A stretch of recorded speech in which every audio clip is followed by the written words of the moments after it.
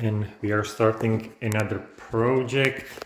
It's a small bathroom renovation in this apartment, and actually backstory is that I personally tiled these walls here in 2009, 2010, somewhere there, when this whole unit was built and finished. And so you can see what was the standard back then, and now I am, as they say, suspect returning to the crime scene, and we'll do it all over again. And also we'll do something not different. It'll be the same top, and the top surround, nothing's changing, moving, but we are changing the tile and changing the walls, changing the top. So we have some fun details to do here. And as you can see, my clients have a background in architecture, and they did a perfect job laying out everything. This is first time I see this layout like that, where the grab bars will go, how exactly tiles will be sitting, where all the plumbing will be located. Everything's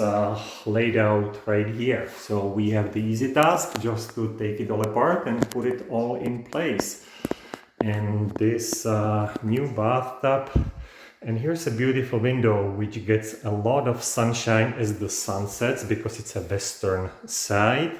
So we'll name this project Soaking in the Sunshine.